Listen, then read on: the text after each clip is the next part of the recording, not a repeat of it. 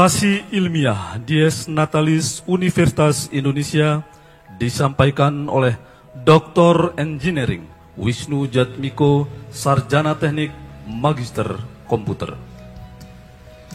Bismillahirrahmanirrahim.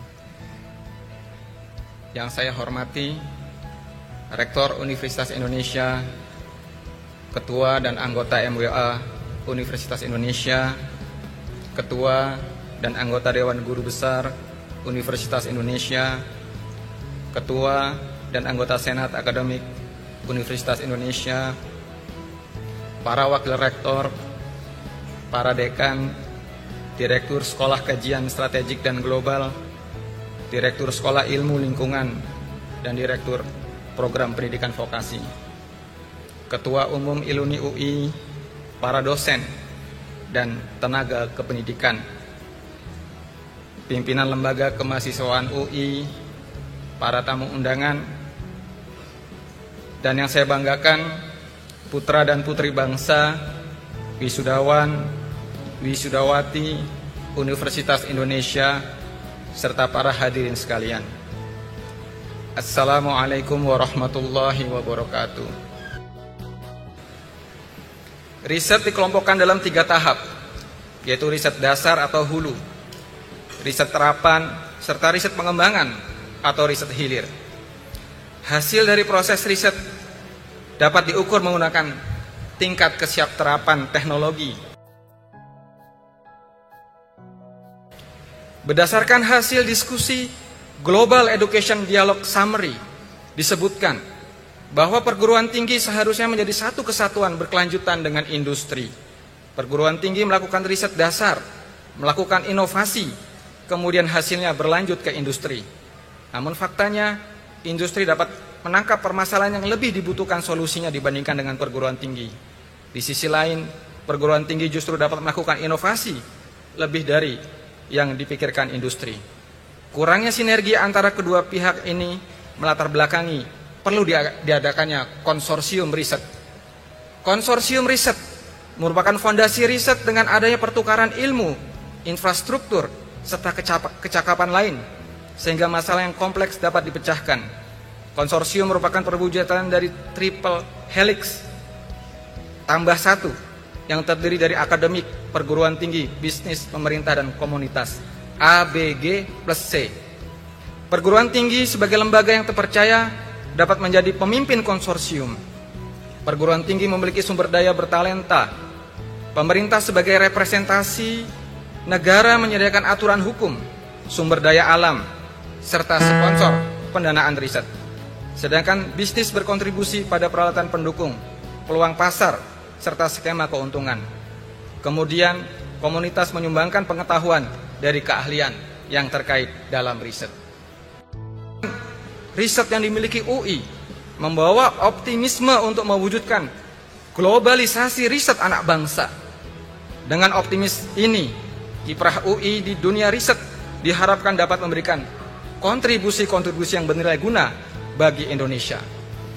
Capaian-capaian ini tentunya akan berkembang ke arah yang lebih baik jika diikuti dengan pembenahan dan peningkatan kualitas sarana prasarana riset, pengokohan dan pengoptimalan pusat-pusat riset, peningkatan kegiatan-kegiatan penunjang riset, dan pembudayaan riset di lingkungan UI.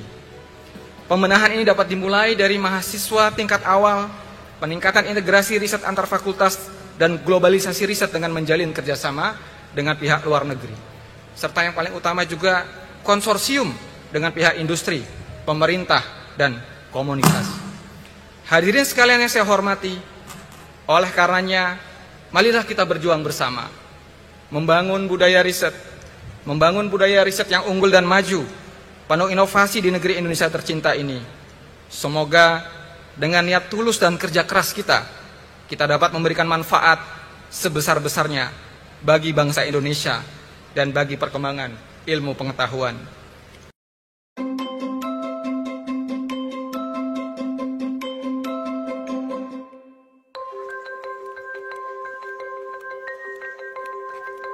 Sejak umur 25 tahun, sewaktu saya menempuh program magister di Fakultas Ilmu Komputer Universitas Indonesia, saya memutuskan untuk menjadi peneliti dan penemu. Saya menemukan beberapa hal di bidang robotik dan di kesehatan.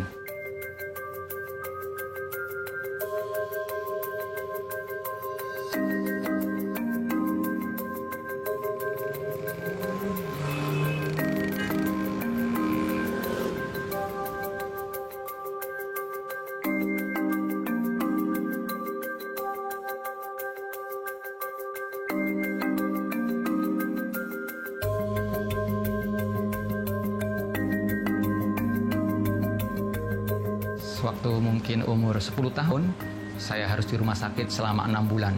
Waktu itu saya mengalami suatu penyakit yang boleh dikatakan cukup berat, yaitu tumor stadium 3, dan waktu itu mungkin biayanya sangat besar. Dan saya membayangkan bagaimana layanan kesehatan di Indonesia ini bisa ditingkatkan.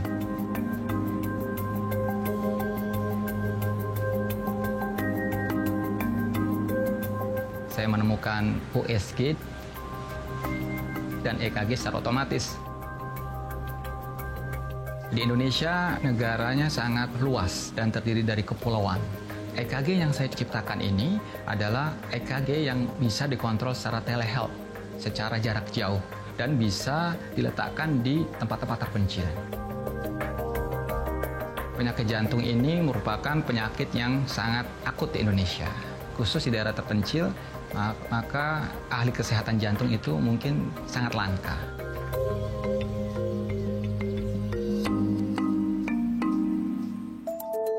Penyakit jantung, kalau terlambat penanganannya itu menjadi fatal, dengan alat yang saya ciptakan ini, maka saya akan meng-highlight kemungkinan ada penyakit apa yang ada, tetapi perlu dikonfirmasikan ke dokter.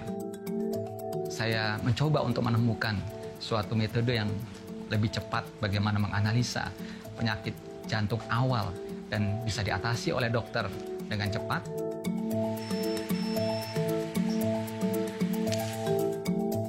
Saya berharap penemuan-penemuan saya dapat diimplementasikan dengan meningkatkan layanan tingkat kesehatan di Indonesia.